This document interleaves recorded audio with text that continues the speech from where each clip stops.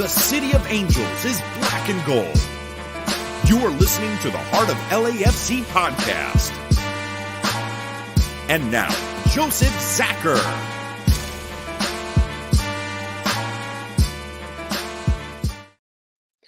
Greetings, Los Angeles. Welcome to episode 340 of the Heart of LAFC podcast. For this one, we're going to call it, obviously, a win for Los Angeles as the black and gold take it once again to Carson, defending our home, getting the job done any old way you can to make it happen.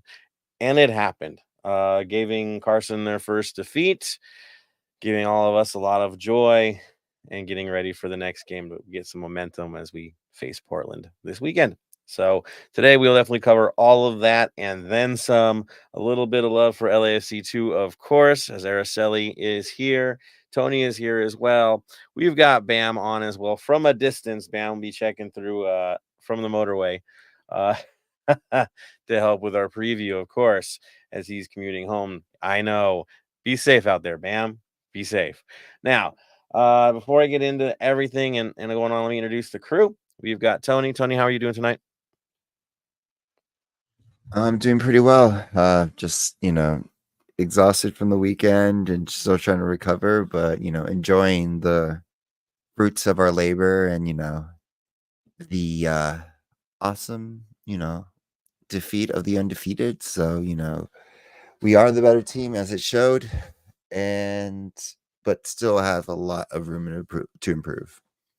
Oh, yeah. Well, I mean, I told you guys at the stadium, I think plenty of lead up, that I was the least nervous just knowing how they were going to approach us. Like, there was never been a time where Carson has approached us as the favorite or the one that was going to take the game to LAFC. It was never that. It was always, they're the counter. They're going to get us in the transition. They're going to catch us, right? That's always been it. And all of a sudden, this game was a role reversal, right? And I just couldn't help but feel like, okay, you're going to play our system that we've been doing since day one. Now you get to try it on for size for the first time ever against a team that has so much experience and has moved forward from that system, right, to something more counter. So I don't know. I was sitting there not feeling so bad, and the boys did the job. Araceli, how are you doing? I know it's a mixed bag. There's a lot going on. Oh, I'm definitely feeling all the emotions this week. I mean, I celebrated my birthday yesterday. And for those who don't know, Sporting is actually hosting Miami on Saturday at Arrowhead Stadium, which it'll be the first time that Sporting will be back in that stadium since, goodness, I want to say like 2007, 2006, somewhere in that realm. I think the last time I saw a soccer match there, I was like a teenager. So to be back in Arrowhead on Saturday, it's we're gonna be feeling all the emotions over here. Let's put it that way.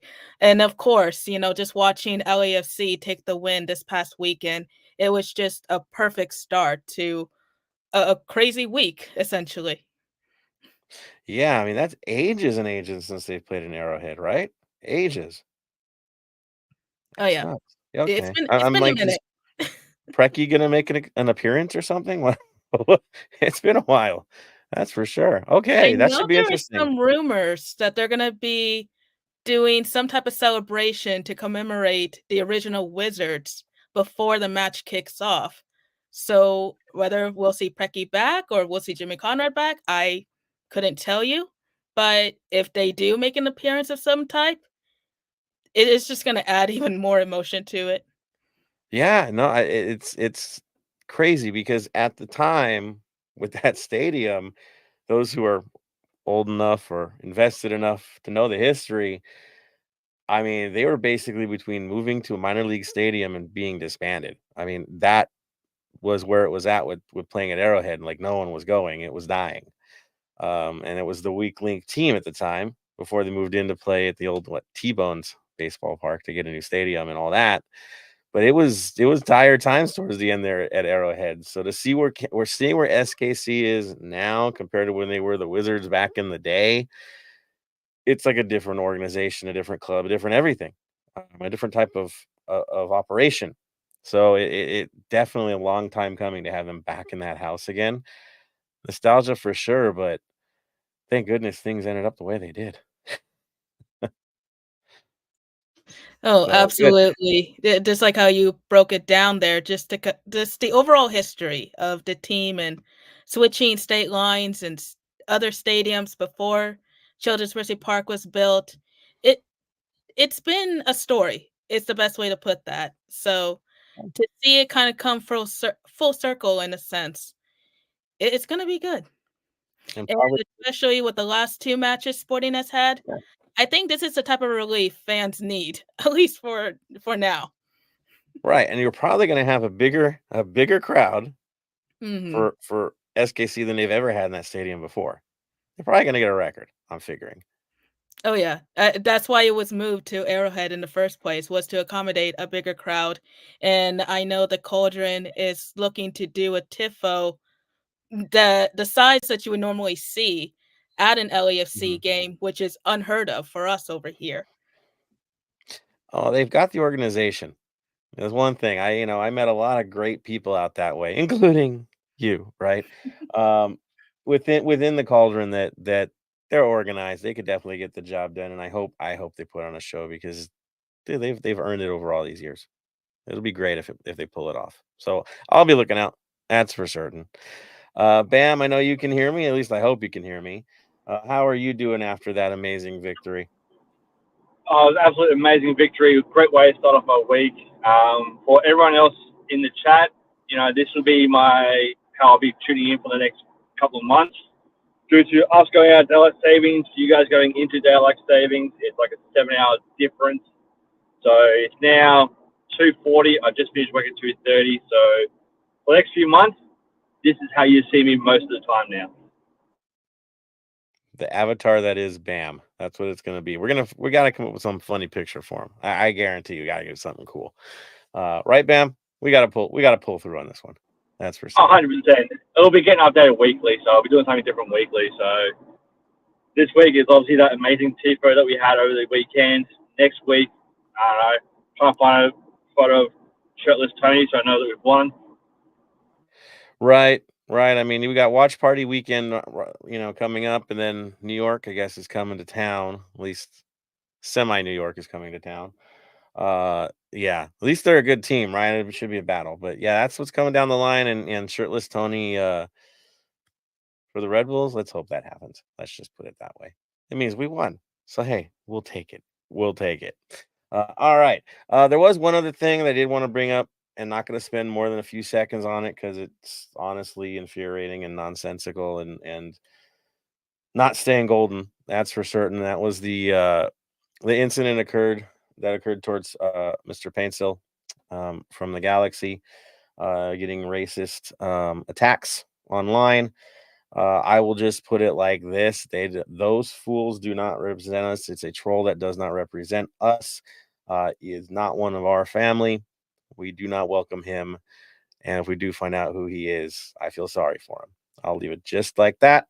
But that is not ever going to be tolerated in our society. We are not backsliding into anything nonsensical like that. Um, it's just, yeah, never, ever, ever going to be tolerated by us. That's for sure. And so if you hear it, combat it. If you hear it, call it out, and we will do our best, right? And yeah, it's something we see far too much in football. Last thing you want to do is see it in our side of things as well. So we'll be here to battle. We'll be here to stay vigilant. And I will leave it at that. Tony, do you want to add anything in before we move forward and talk about the game? Again, trolls get like that is not part of our society. That's not part of our culture. And again, I don't tolerate it. We don't tolerate it, and they don't represent what we are. So again, rivalries are on the field and a little bit off the field, but when you get that personal and go after something as ignorant as that, that's no longer just dumb is the best way to say it. It's not football. It's not humanity, right? That's simple. So we will leave it at that. And definitely, if we find out who that person is, you know where we'll be on this one. Good luck, man. Here we go. So let's talk about the game itself. Why we all went there. What this is all about. The football. Going into the match, I know a lot of people were nervous. It was one of those vibes, right? Galaxy looking like the proper side finally. They found themselves and they're out of the doldrums for multiple seasons. And LAFC kind of lost themselves. That's what we saw after a horrible game in Colorado where things fell apart. Momentum looked like it was not going to be on our side. Very clearly. Very clearly. Looking at the stats, everything looked like, okay, this is going to be trouble. And looking at the lineups that were fielded, basically one looking to trust the process, the other looking to challenge things and give a different angle to the event. Now, for LAFC and how we fielded our side, of course, we stuck with the 4-3-3, trusting the process like we always do. That's the Dolo way. Lloris was in goal. Murillo and Long were center backs. Palencia and Hollingshead were outside backs. Sanchez, Tillman, Atuesta holding it down in the mid. Again, no surprises, right? Bogusz, Olvera, and Bouanga up top. Basically, if we're in the doldrums, ride it out. That's the message we're getting from the side. That's the message we're getting from the manager. These are the players we trust. These are the players that we need to get the job done. They've got to figure things out. Okay, got it. The other side, for the first time ever, don't overlay the midfield against us and decided to go more attacking. Up top, of course, they had Jovic as their center forward. Petch, Pansil are your outside wingers. Brugman, Delgado, Puig were your midfielders. Yoshida, Cerrillo were your center backs. Of course, Cerrillo is pretty much your third choice to be your center back. So that was one glaring hole that they had in this game that they had to deal with. And they went with an inexperienced player to take on the role. Yamane and Aoud outside backs. No shock there. They've been having good years so far. So the one hole would be in the back situation because they've had some injuries, some issues. Now, McCarthy, of course, yes, that McCarthy was in goal. Funny situation before kickoff. Tony can attest to this. McCarthy came out kind of, I think, feeling like he's going to get some type of hero's welcome, applauding the 32-52, all happy-go-lucky. Yeah, that was a mixed bag. There was a lot going back and forth in that moment. Mm-hmm. And then, of course, the Mm-hmm. former executive of LAFC also conspicuously came out with the team for field inspection, which you never freaking see. And he did. And we all gave it to him as well, which tells me there was more to it, right, than just a match with those two doing what they were doing. So that was a little interesting before things kicked off. Now, how does the game go? This is when I'm going to throw it over to Tony. Let's get our highlights and lowlights of the first half.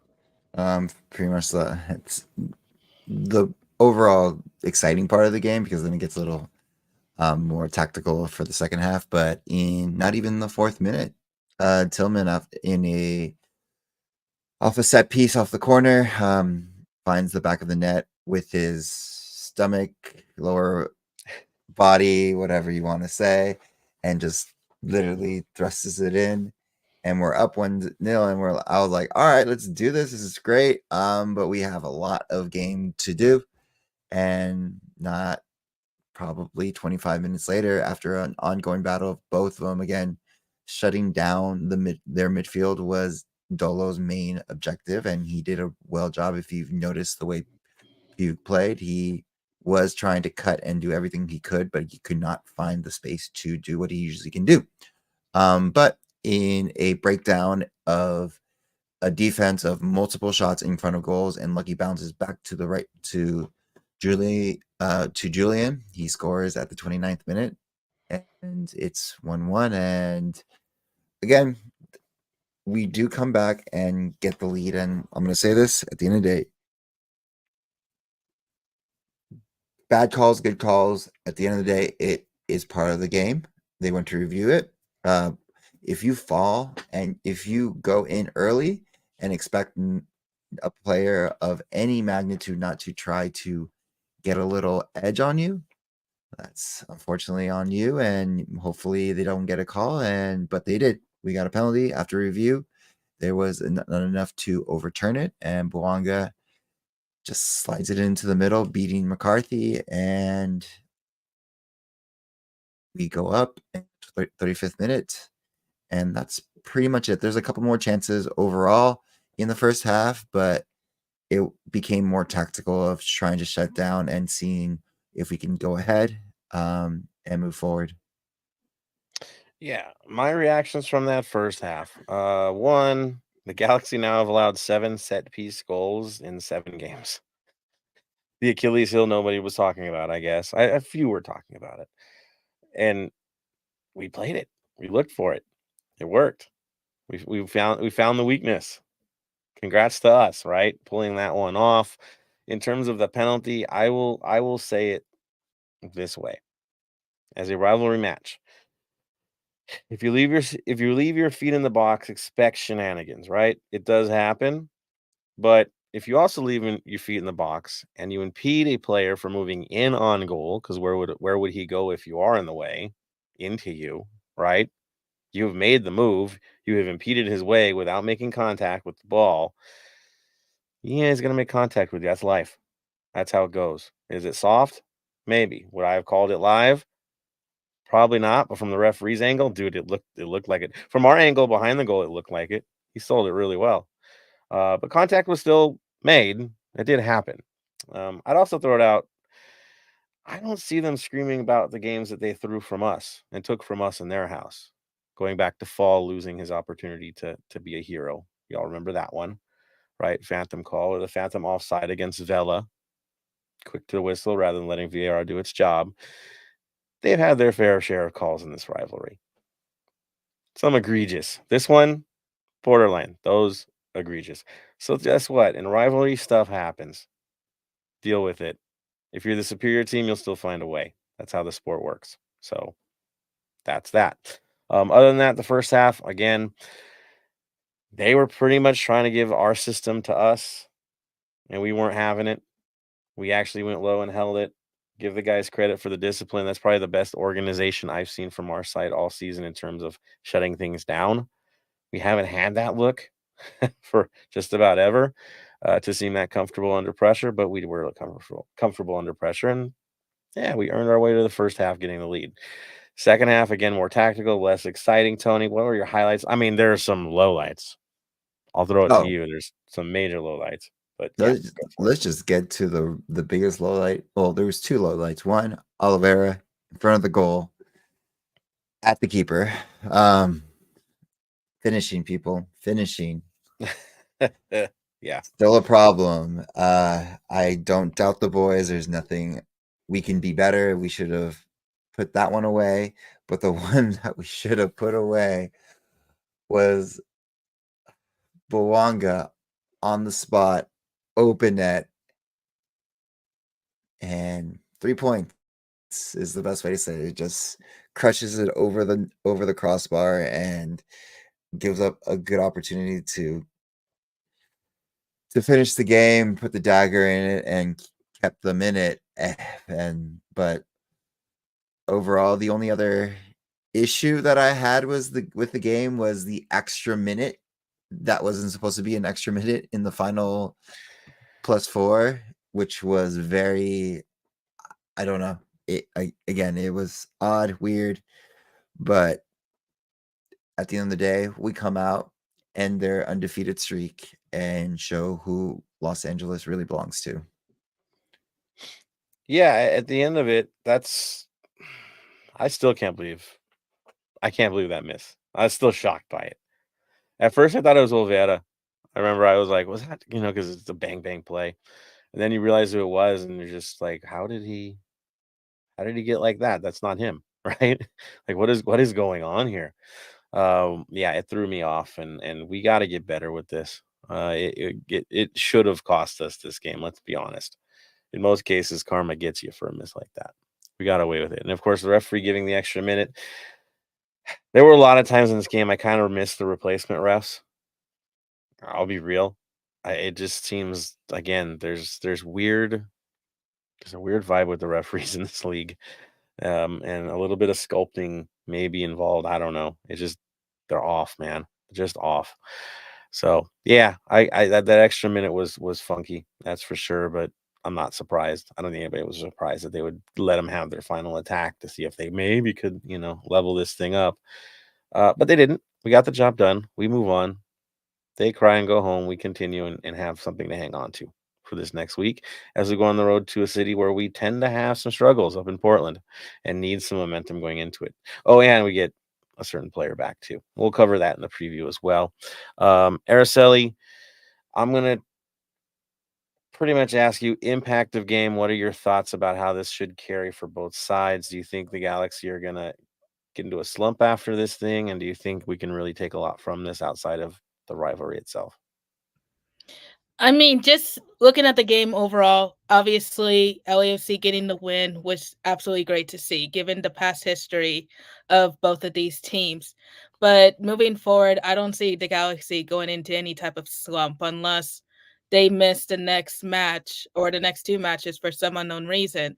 Because given the power that they have for the attack, they're still a very strong team. Like, I will give them credit where credit is due, and to watch Bawanga miss that chance, which easily could have converted, was very frustrating. But that's also been a little of a tale at the beginning of this season as well. So I think when you're looking at the dynamics of both of the squads, they are good in their own right.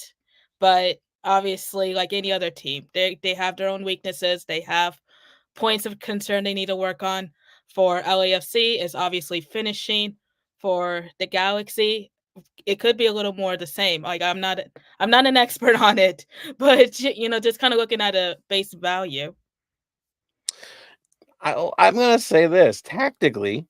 This might sound a little weird to you guys, but it felt like it was new LAFC tactics versus old LAFC tactics. The new LAFC tactics being the counter-attacking team that Dolo has created, the transition team that makes you pay in transition, versus the Bob style, where it was pummel you with chances, pummel you with opportunities, press, press, press, press, press, until you wear down and break. Using the same system, right? The 4-3-3, using the wings, helicopter, all that. Remember all Bob's tactics? I can't help but feel like when I'm watching the Galaxy, it was his style. It had his similarities to it. Oh, great, a team's in a low block. I guess what are we going to do? Pass it 27 times lateral. Go over here, go back out, go back in. Pretty predictable. It felt like we were playing against our old system and winning.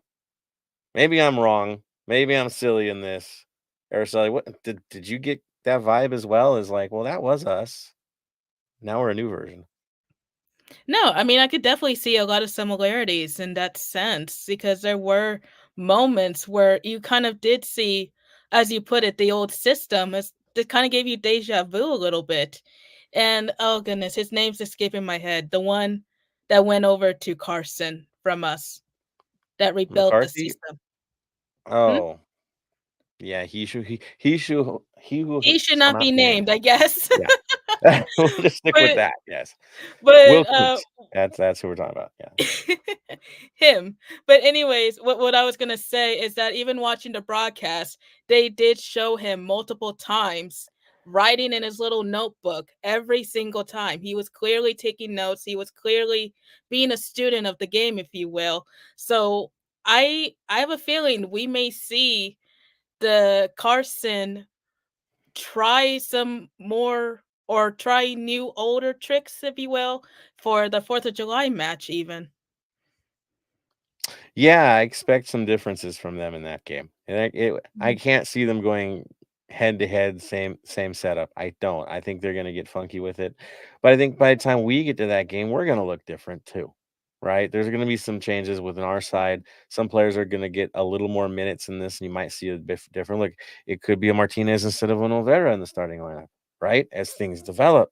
We don't know. We'll see what happens. I just know that we do have more flexibility than them at the moment, right? For roster building, they're pretty Mhm. restricted. I know there's talks this week that the league has had meetings, and maybe that's going to change in the summertime. Go figure. Classic MLS mid-season change things. Maybe that gives more flexibility, but I see more changes to us than to them in the lead up to the next match. No, 100%. Probably. And I mean, in all fairness, when is the league never having meetings? It's like a meeting every single week. But just to kind of Yeah. expand on your point a little bit here of seeing some changes on the LAFC side, it could be Martinez. We could even see Mueller finally. We could see more of our Daz or even Duenas because, as we've pointed out in past games, they are starting to bring up the kids from LAFC too.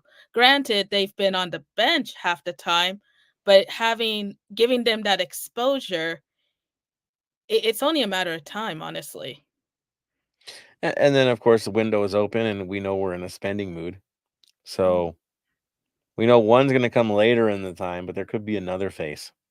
I'll just leave that right there because I don't want to mess things up. But the opening is there, and the guys are in a mood to spend. We already know this. So expect something else. I would. If nothing changes, I would be shocked. Absolutely shocked if there's not a new face in the lineup for that game with the promise of even a bigger face showing up, as we know already. So that's where I'm at. We're gonna get better. We're gonna get better before the next one. I guarantee it. Yeah, so that's where we're at. They might get better too because the rule changes. We'll see. But what we know for now is we took the latest one. If we take the next one, what does that mean for the record, Tony? We're one away from tying the record. You just need 2 more wins, and it's all evens. And the next one after that should be the overall game changer. So by the time we play Carson in Carson, if we get that win, we then have the lead in record, right? About so, yes. There it is. So if we can get the clean sweep, yeah, we've got the lead. I know we've always chased this thing for a while and it's taken way too long, but this could be the year we do it. That would be nice. That would be nice. All right. Before we get into community news, I do want to go into some comments. There's about 24 comments I see out there from you guys. In a rivalry match like this, I don't want to delay you guys any further than I have to. Why would I do that? It's for you guys anyway. So let's get this going here. Boom, comment time. First in the mix. Who got in there? Of course, Roberto Espinosa. Yo, in the mix. You were the first, sir. You were the first. Dave Gomez checking in from Amsterdam. Good morning to you, sir. We got Mendo in the mix. Love it. Here goes Michael, not Mike 805. Love you, Michael. And again, thank you for that Bayern gift. All love, sir. You, sir, are amazing. It says Cherundolo outcoached Vandy. He did. I mean, this is the first time I've really seen Vandy go for an offensive look. It's just not his vibe, man. I don't know. Guess he's learning. We all learn in life, yes. Michael, not Mike 805 says, would be nice to see him as a U.S. men's national team coach someday. Dolo? Well, I think anybody but the current guy, right? At this point, I'm on that camp too, guys. You could see. Roberto Espinosa, bro, hump the ball across the line. Hey, we succumbed to a knee brace goal last week, right, against Colorado, right? Knee the ball in. And now Tillman simply just walked the ball in with the body. Be creative, right? That works for me. I'll take it. There is no such thing as an ugly goal in a competition like this. Any goal counts. I don't care how it goes in. Just get it in. Mendo says, yeah, Tillman is having a great season. Not just goal scoring, but holding up plays and have possession when needed. There's a little more grit to his play, too. That's something that was brought up against him in the early days, is that he wasn't physical enough for these big games. He appears to be physical enough for these big games. Anytime you can muscle your way into the box and get onto it, and also get into all kinds of, the one thing you're going to notice with Tillman this year, he tends to have a bit of a conversation with the referee every time he's in the box now. On either side of it, he's doing something creative. He's pissing somebody off. Good on him for doing it. There's a new element to his play, and we love him for it. Let's see. Bendo says, agree, not like Bouanga jumped into the tackle like Saka with Arsenal. I mean, it wasn't too... Drag is a drag. He did. But yeah, not that obvious. That's for sure. And Roberto says, but 3 should have been put away. Honestly, we could have had 5 in this game from the counters. It was, even though 38% possession, the chances were ours, guys. They just were a little bit more, and we get more. And it says last week I asked about McCarthy penalty versus Bonga only because John usually dives to his right with the right footers and dives to the left with the lefty. Seems like Dennis knew that as well. Yeah, the conversation they had before the PK was funny too, because he was getting jawed at by McCarthy before it was taken.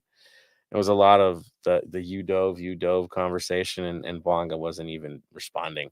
I thought that was interesting. Dave Gomez says LA is ours, always will be, and always was. Let's be real. We're the ones with the juice. Yes, they get the hype from the league and the league interests. But look on the street, man. Look on the street. They're now like what, third in the rankings for MLS popularity in Southern California. I'm honest. It's us and Miami competing at this point because of Messi, and then there's the Galaxy after that. So if we don't talk about them, nobody does, it seems, or at least nobody listens. Let's be real. Let's see. Mendo says the only time Kike crosses a deadly tap in goal and it doesn't hit the back of the net. I felt bad for Kike on that. He earned that assist. He did right. He did right. Roberto Espinosa's with me. Bring back the scabs. Mendo says Maria taking over Acosta's best glamorous fashion style. And he gave post game interview. The man has style. Give him credit. Give him credit. That's for sure. Smalls with the snake. We know who that is. One snake replacing another. David Day is bringing up also the MLS roster rules that were decided on. At least they're saying they're decided on. Yeah. Looser DP U22 restrictions. Athletic had a good article on this one. Honestly, if you can get Athletic, definitely read it. They broke this thing down proper. Additional to GAM, 2 buyouts allowed. The 2 buyouts are going to be huge if you have a player go bust on you. That's going to save some sides. Only 1 buyout just ain't enough. Let's be real. If you're risk taking and the league wants some of these teams to risk take, you got to have an off ramp here. And you shouldn't be imperiled forever and a day because you made two moves that were oof. We'll call that the Toronto FC rule, right? Last year was all about the need for a buyout. Mendo says, would you guys happen to know the Open Cup date for LAFC? Still in the works. As you see, I am wearing an Open Cup shirt. I got this from the cup.us. They actually have color scheme ones that fit every team that could actually play in the Open Cup. Nonprofit sales like this keep the site running, and I gotta be honest, the updates from the cup.us tend to be better than the updates from US Soccer's feed, because it's a personal account and it's a passion for the person that does this. So if you want to support them and buy a shirt, this is the LAFC featured one. So I went for it because second time I bought one from them because I like the shirt. I think it looks cool and it features Lamar Hunt US Open Cup. We got to keep it alive. So when we get the dates for when we're gonna play, we'll throw that out to you guys. That's for sure. There's tentatives, but yeah, it's windows right now, and we gotta wait a little longer. That's for sure. Marvin is on here. He says the Galaxy have a good team, but I think they've been overperforming. I anticipate LAFC doing better than them end of season. They peaked fast, will build up.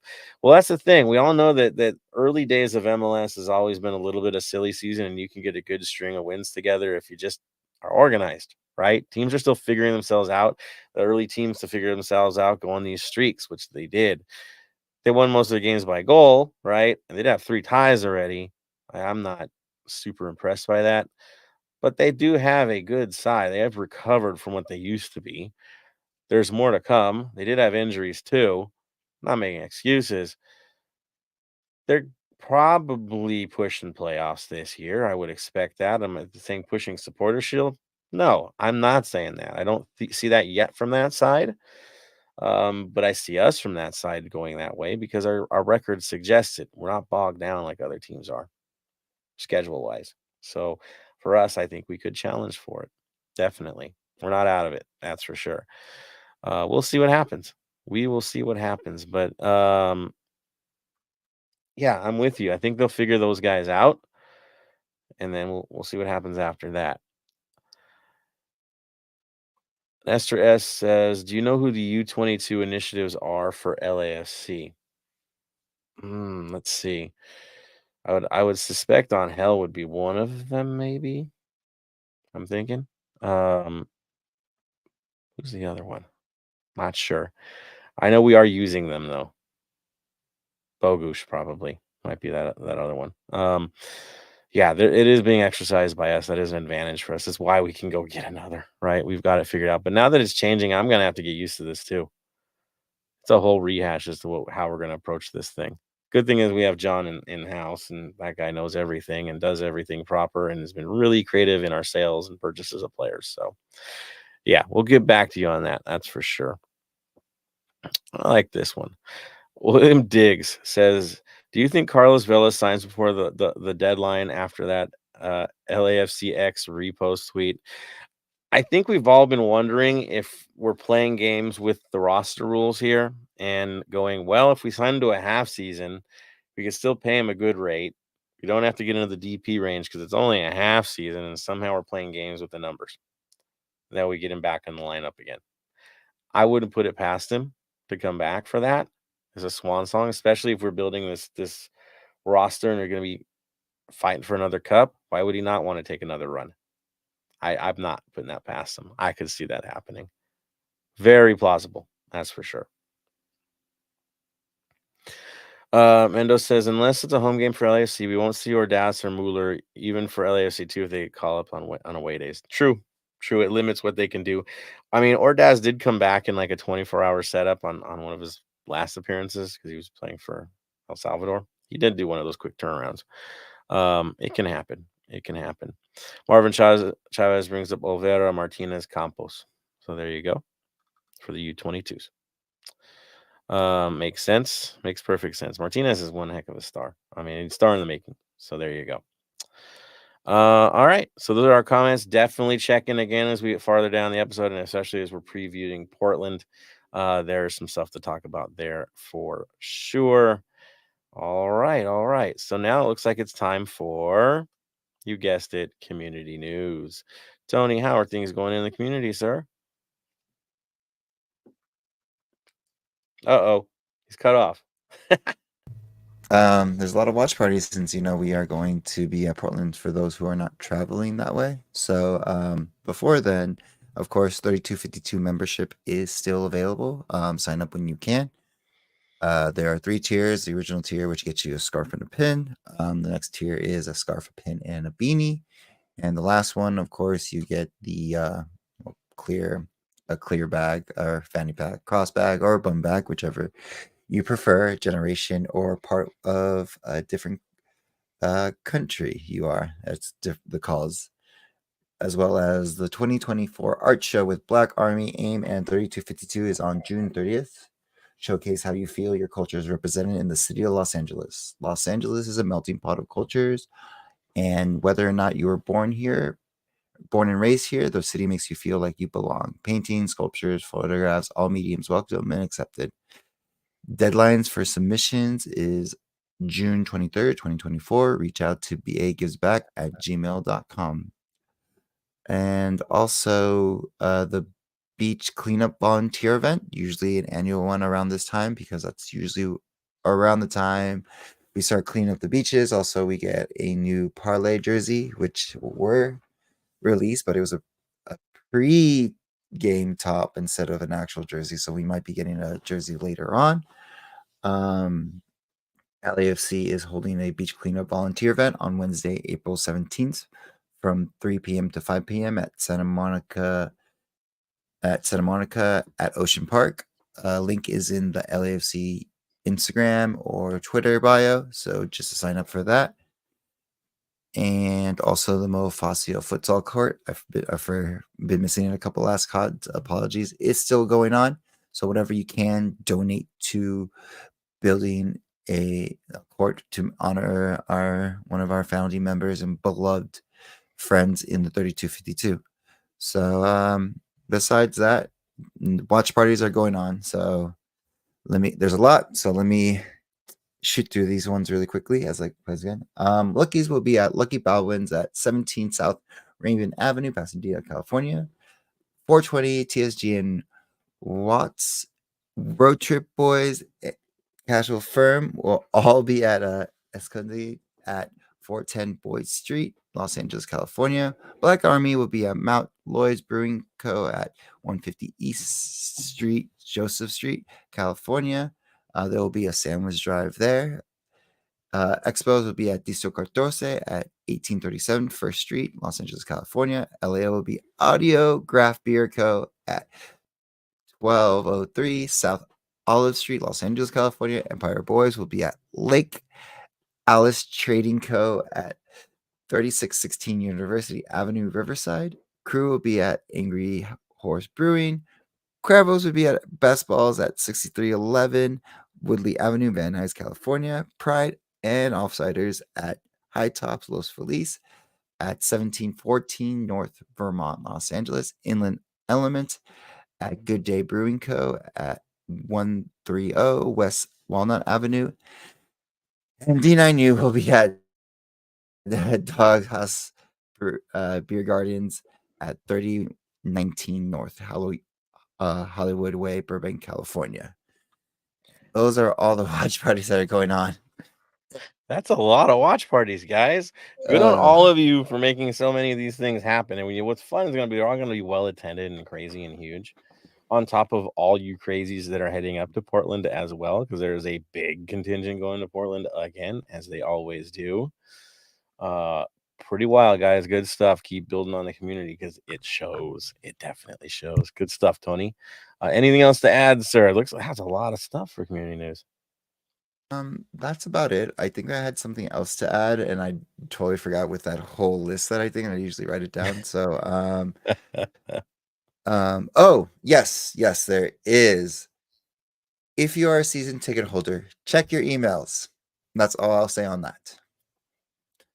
Yeah, I RSVP'd now. I need to get my PTO proper for that. What? Mm-hmm. Yeah, it's that important, guys. Check it out. It's super cool. And the fact that our team is doing what they said they're doing, check your emails.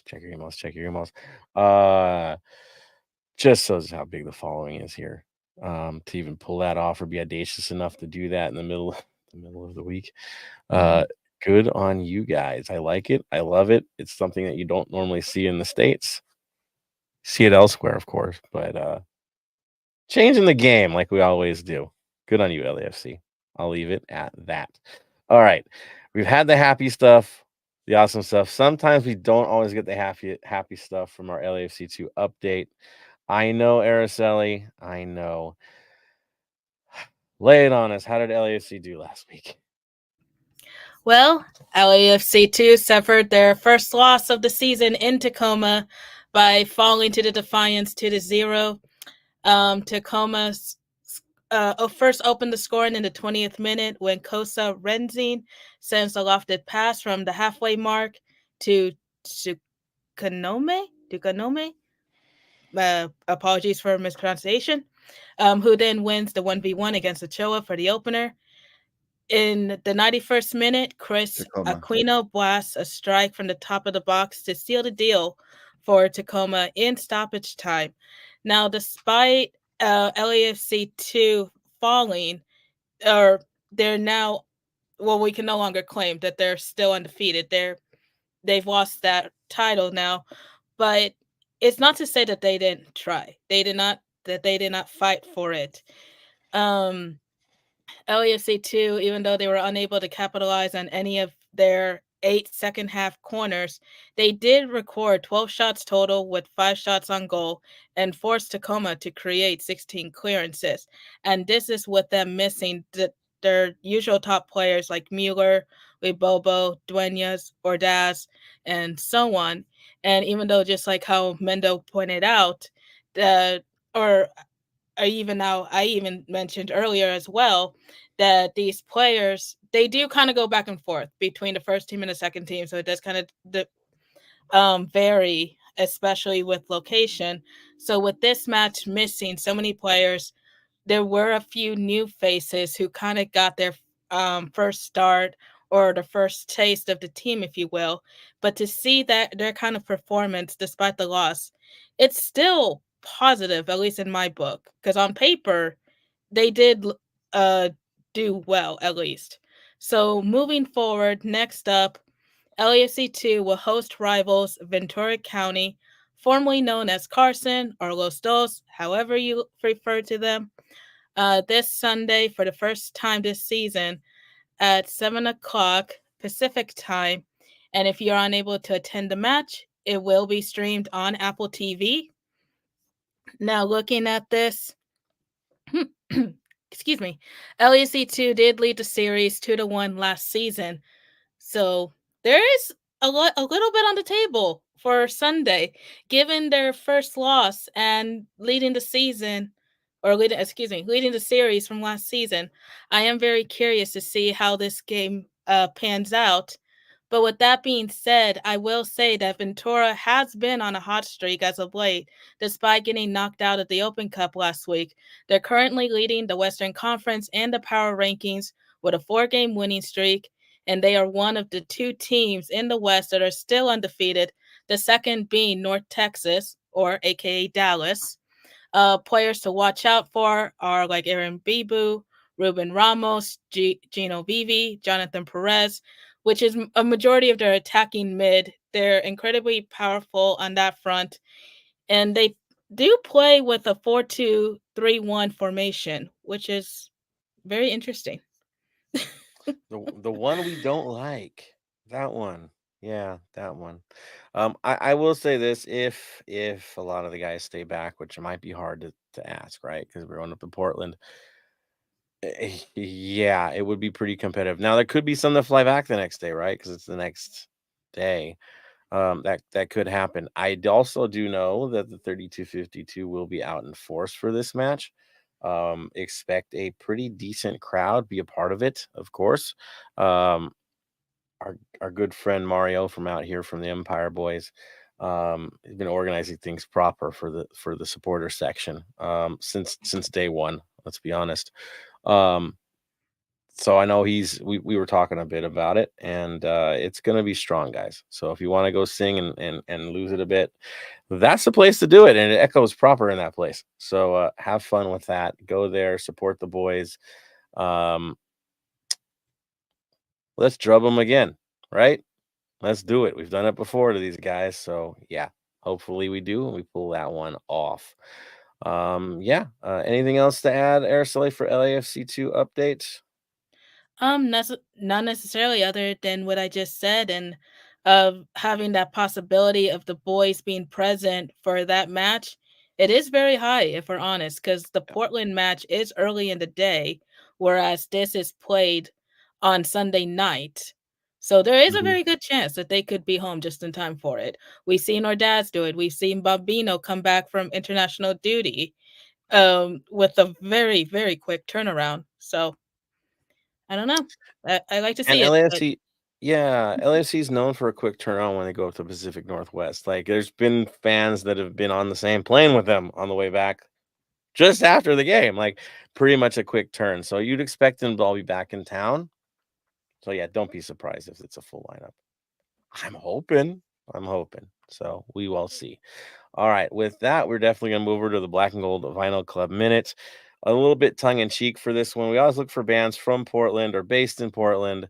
In this case, we found a band or thought of a band who's not active anymore, per se, but was active for some time. Again, started in New Mexico, but home base was, yeah, that's right, folks, Portland, Oregon.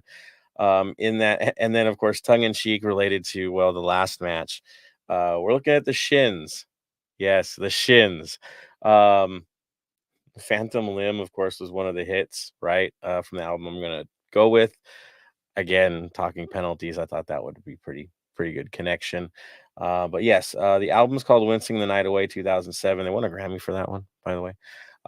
Really good. Phantom Limb is probably the biggest song on there, the biggest hit they had in that album. Of course, there's Australia on there as well. Shout out to you, Bam. Turn on Me, Sea Legs, also big songs, big singles that pop from that album. It's a good one. Check it out. It's from a while back, yes, but it is definitely worth listening. Music is ageless if it's good. Last time I checked. Bam, do you want to throw in on that one as well? You can hear us here. Yeah, Maybe not. Mm-hmm. it is a good album, so definitely worth this week's Black and Gold Vinyl Club. Exactly. And I thought Phantom Limb was pretty funny since everybody's crying about Bawanga going down. So there you go.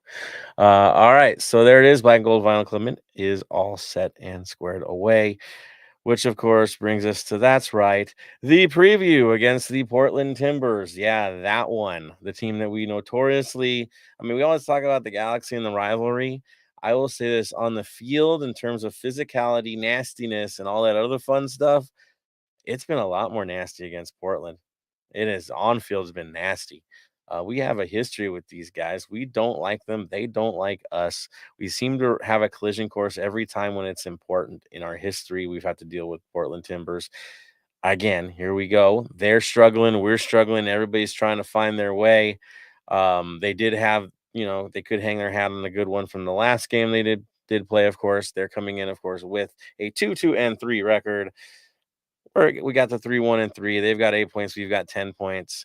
Last 5 games, you want to look at the head-to-head.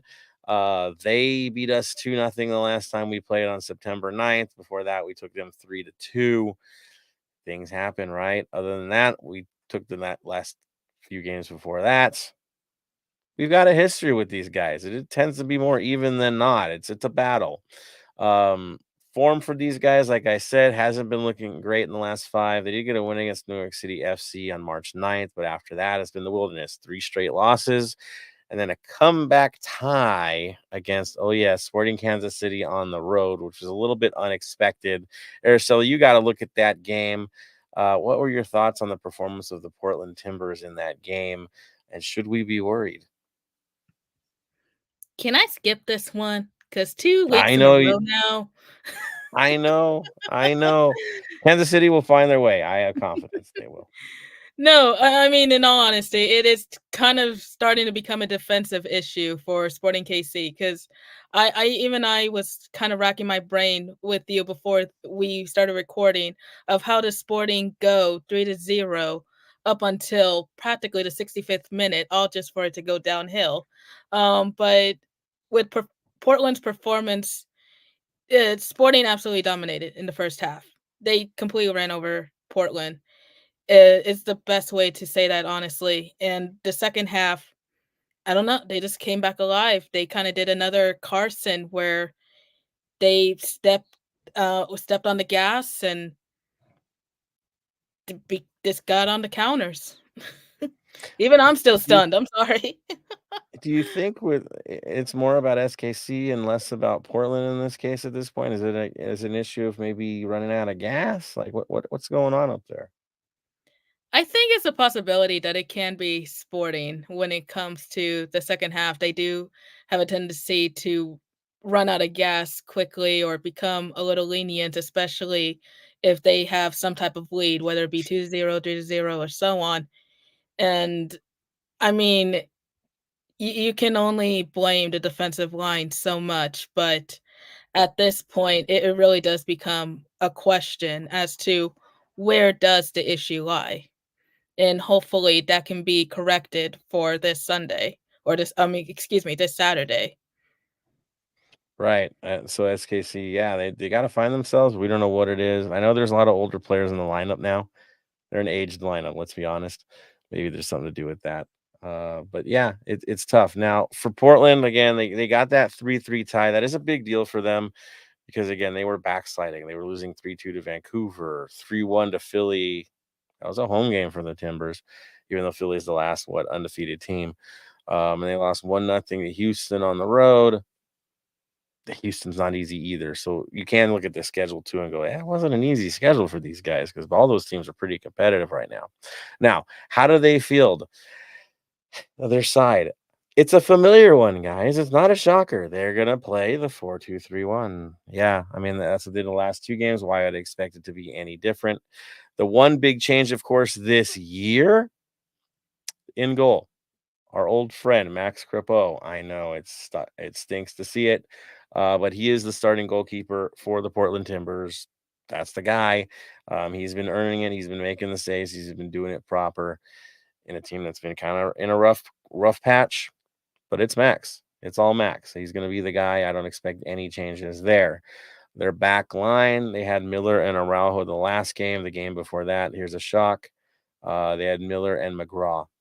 So, yeah, there could be a little bit of change. I think there was a replacement for McGraw the game he played with Dario Zaparic. So, let's talk about that. I mean, it looks like they're maybe not sure who their center pairing is yet. They're moving some things around. Miller, Mosquera were the outside backs the last game. They had Paredes and Ayala as their defensive midfielders with Evander, their number 10 playmaker in the middle. Moreno and Anthony were their outside midfielders, and Rodriguez was their target man. That's how they played against SKC. They did have important changes as Bravo came in for Mosquera. Chara, yeah, that's right, Diego Chara came in for Ayala. Williamson, yes, that Williamson, we know he's a good player. Came in for Paredes as needed. Darian Espria, he's still there, guys. He came in as a sub late for that. And of course, Felipe Mora, who actually snagged a goal, came in for Moreno later into the game. So they have some depth. I'll say that, right? They haven't looked that great, but at the same time, those are substitutions that in some cases feel like more of a plus than a sideways or even a negative. You saw that yourself, Araceli. I mean, those names I'm reeling off, those are experienced players that normally would be starters, right? Absolutely. Yeah. So it's not any shock that they could be that competitive going through a game even down 3-0 and not be out of it, because again, are they a super side this year? No, but they're deep with what they do have. They don't have a hard drop off when they make substitutions, and that can be tough for a side, especially a side that doesn't like playing on turf. Game for that, same thing, same faces in a lot of cases showed up. I know Zukparic and Fugasha were also guys that could come into this game, so they're not above moving roster around. That's for sure. Now, in terms of being competitive and what they bring to it, they've actually outscored us this season. They've got 14, we've only got 11. All right, their goal difference, even though they have been in a backslide, is it's at 0. Ours is positive 1. They've got about 11 assists. We've got 8. Again, their offenses look better than ours. So, real talk. But our defense has looked better. We've allowed 10. They've allowed 14. So that's where they've kind of run into a situation. So that is what we're looking at right now with the Portland Timbers. Our good friend Bam has found his way into the studio. He's going to join us right now as well to give us a little bit of perspective on Portland as well. Bam, welcome on. He's alive, people. He's alive. Happy to see you on here in the work clothes. That's how quick you made this happen. Check you out. So we've talked a little about the stats and the depth that Portland is providing. Yes, they've backslid, but they've got some dangerous weapons. That's for sure. What are your thoughts going into this match? What are your concerns about the Portland Timbers? My biggest concern is which Portland Timbers are going to show up. Is it going to be the first half against SKC or the second half against SKC? That's what it comes down to. If it's the second half, we've got to be on a game. If it's the first half, we still got to be on a game because we still got to be able to score goals, which we can't really do that much. On top of playing on AstroTurf or whatever they call that field. It's not AstroTurf, but it's still a rug, people. It is still a rug. Still trash. We don't like it. Nobody likes it. Vela hated it, but Vela's not here. It's tough. It's tough. So now looking at their roster, we see what they have. I think the bigger question is, what are we going to do in this game? How are we going to ride the momentum? How is it going to show up? Is it going to be exactly the same as before? No shocker there. Tony's had a chance to kind of load up and get ready for this bad boy. Your front three, after all those missed opportunities in the last game, are we just sticking with the program here? Or are we making some changes? The way Dolo has been predicting everything and doing his lineup, he doesn't change anything. What I would like is giving one of the young people a chance. Ordaz or Mueller or Martinez may get this. I would say would probably get the start. Martinez would be my highest one to get the start, if anything else. So take out Oliveira, I would say. I mean that's what I think some of us are clamoring for. I think Angel isn't listed as injured anymore, and he was in warmups against the Galaxy, so he's back too. That's another option off the bench. So yes, that offensively could be some options. Bam, I come to you. You're looking at that front line. Do you think there's gonna be changes, or they're just sticking with it?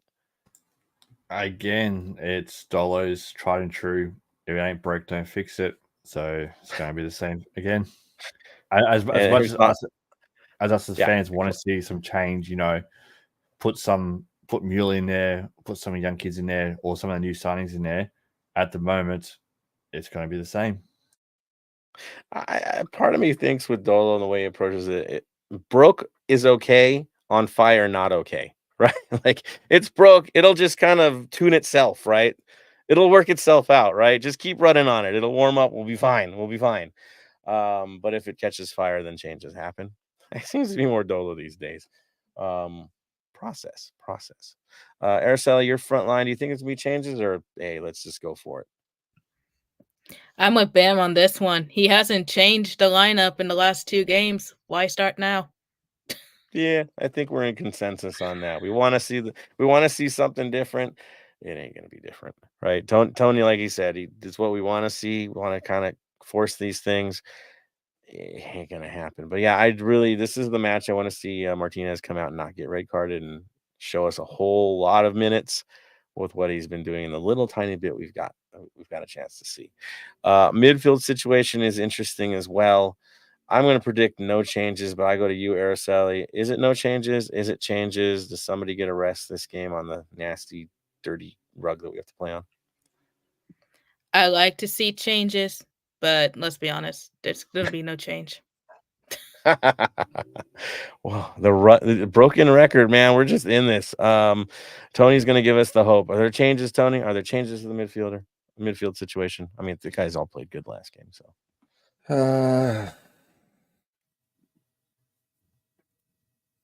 I don't think so. Like I would say questioning Tillman, like as the iffy one to be taken out, but as he's been performing really well, like actually showing why we grabbed him, what we showed potential with him, he would be the odd man out. But I don't see any changes at all. Being on turf, I was gonna say maybe Sanchez, but again, he's played on turf for years playing in this league, but I would say Sanchez would be maybe the one that they get to rest for a day. I think Sanchez would play on one leg if he could.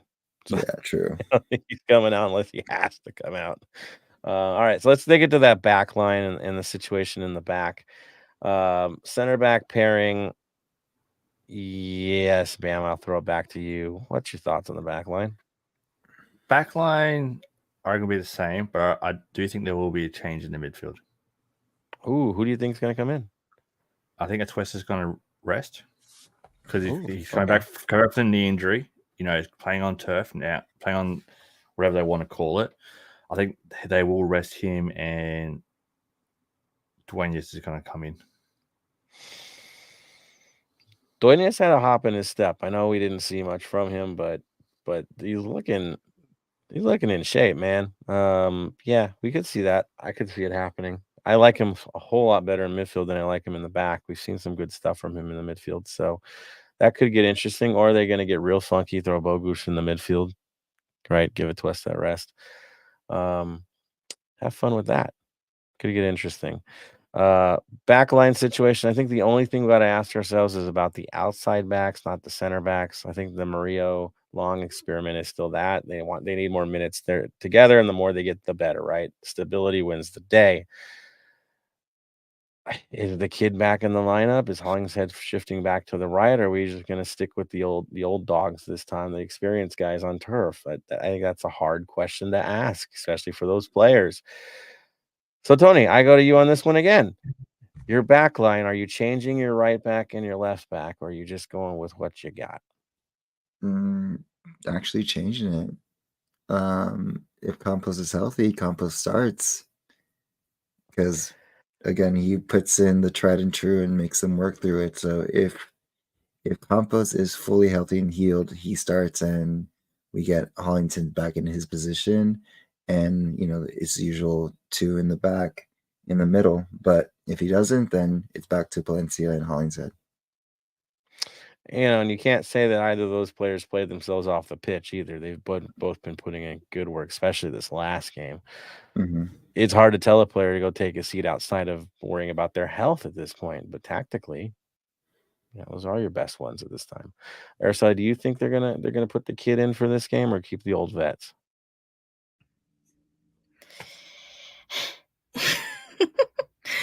I want to see the kid in, but Dolo. Yeah, exactly. I mean, think about it this way. Hey, kid, you don't have to play in snow this week. It's a good chance for you, but you won't be playing on grass. Good luck getting used to MLS. It's a thing, right? I mean, the kid can't catch breaks.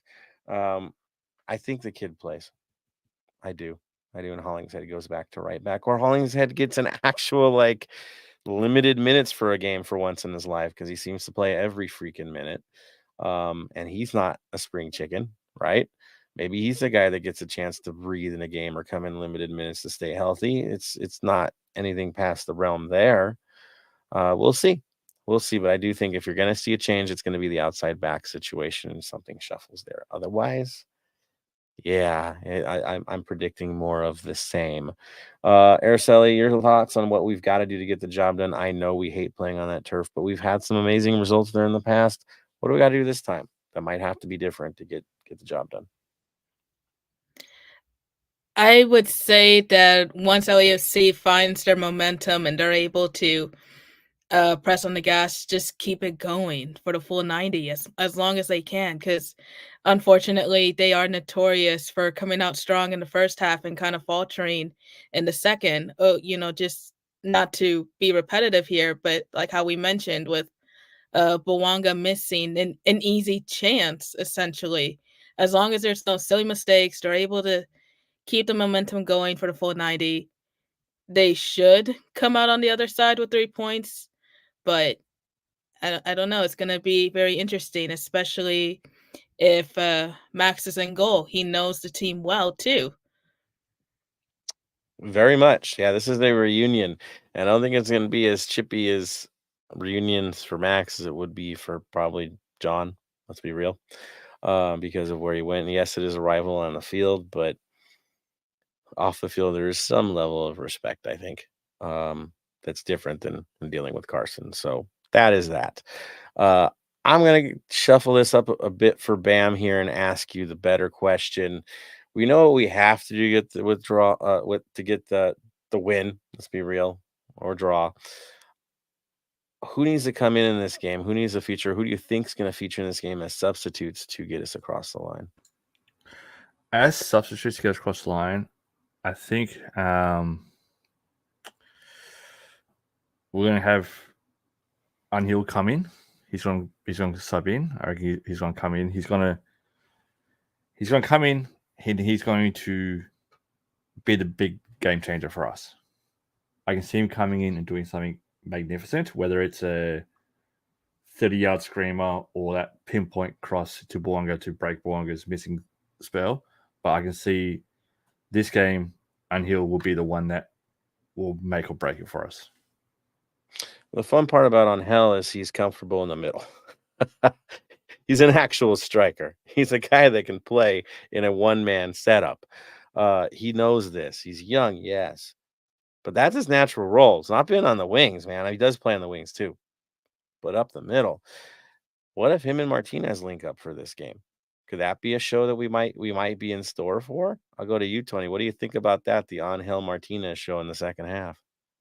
With Bouanga, of course, being the elder statesman.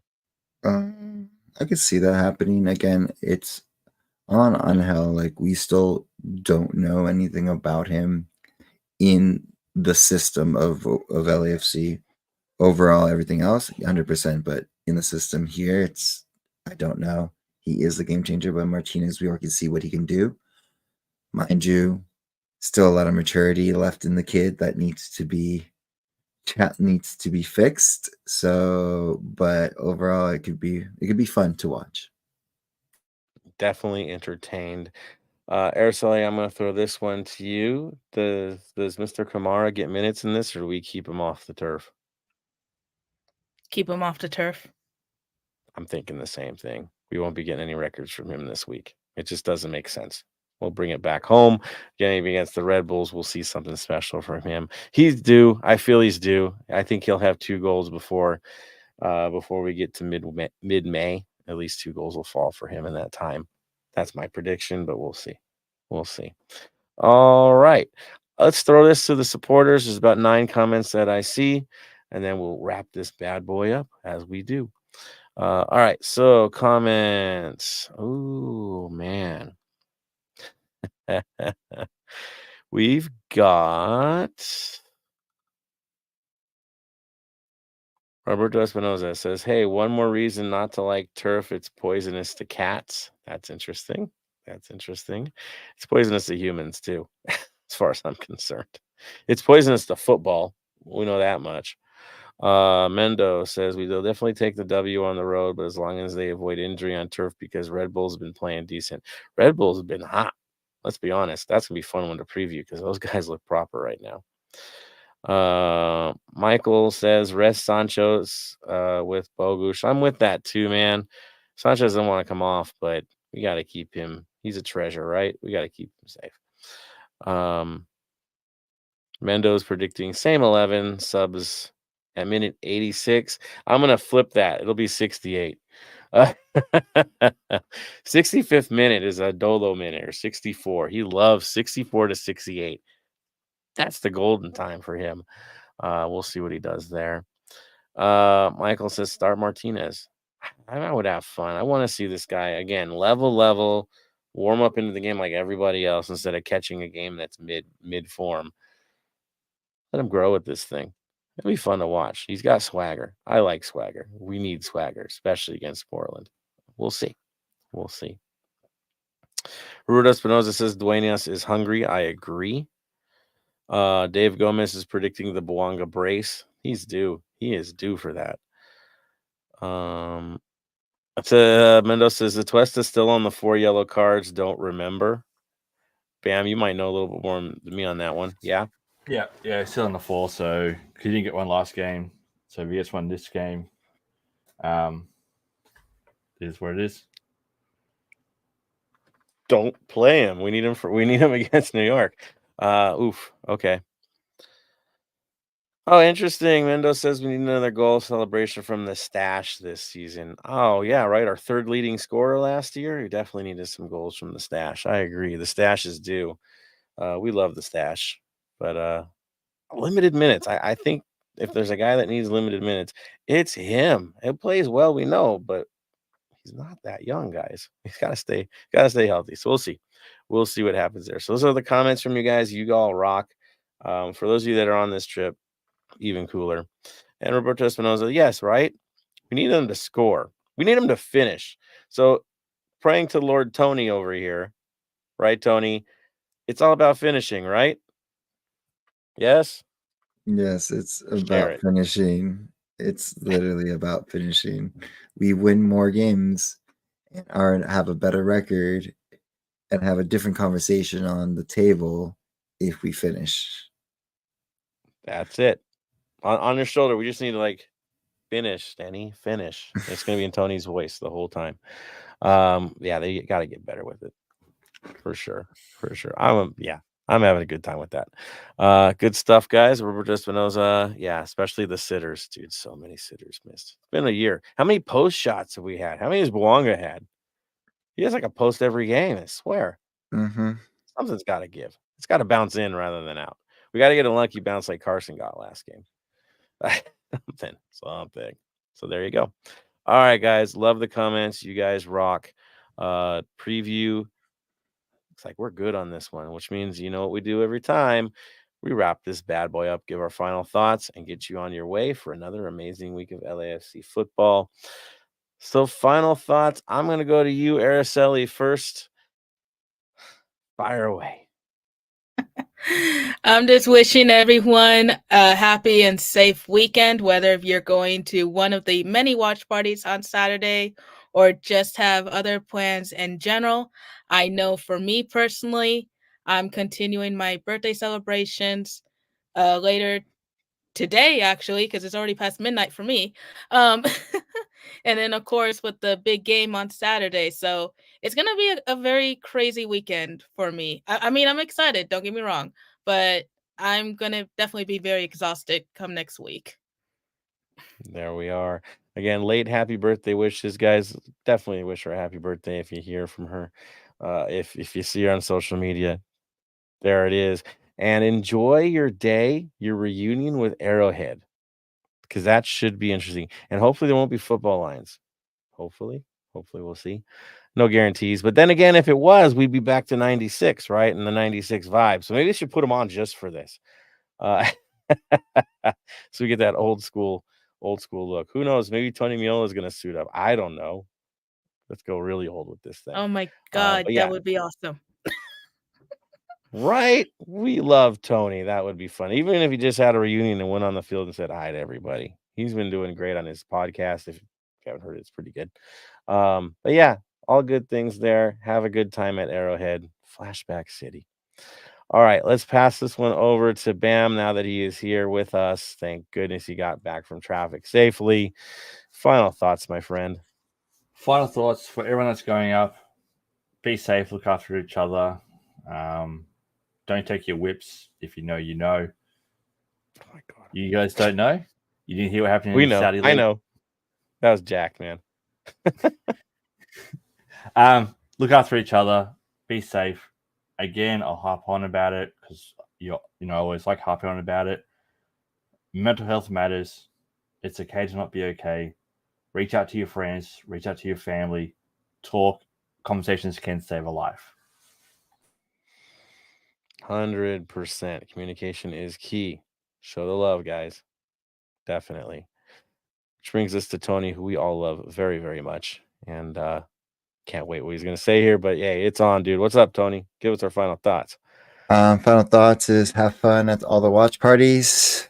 Have fun in Portland. And, always, of course, watch out for your fellow brethren and also your sisters because they are important into your life. The family that is immediate or family that you made over the years, they're always important to have. But on that note, I kind of want to remember we are supporters. And yes, some people have a good soft spot in our hearts for what they've done for the club. But if you betray us, and for the people who don't understand that line, you're dead to me. You got that snake. Those snakes are dead to me. I don't care. Thank you, but you're dead to me. I'm sorry. You just got the thank you next from Tony. You like that? I like that too. From whistle to whistle, there is no love. There is no kindness. Cannot be. Portland is a rival. It is a rival. There is no question about it. They're looking for points like we're looking for points. Their good day is our worst day, right? That's how sport works. So don't hesitate, people. Support to your fullest. I'm with Tony. Good. Well said, sir.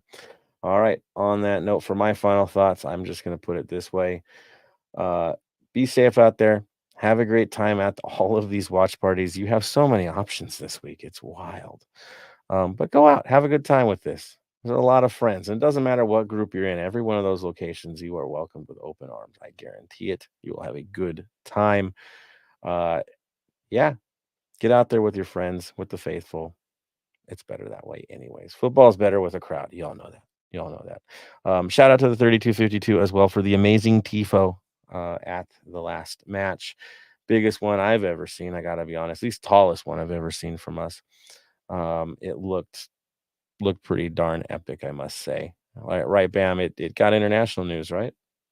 Oh, definitely. It was just, as I was saying to you before the show started, it was funny because me and a couple of mates were talking about those skyscrapers 2 days beforehand at work. One of the guys bro went, "Did you see this?" I'm like, "Yeah, I saw it a couple months ago. It was amazing." And then when you guys had the tifo Monday morning, I'm like, "Look at what they did." That's as relevant as it gets, right? I mean, in the news, making it happen. Yeah, you get better every time. 3252. Well done. Well done to all of you. All right. Guess what? That brings us to that final moment. Again, thank you, everybody. The final word. Araceli, final word? Stay golden. Tony. Stay golden, Los Angeles. Bam. Stay golden, everyone. And for me, to all of you, stay golden, Los Angeles.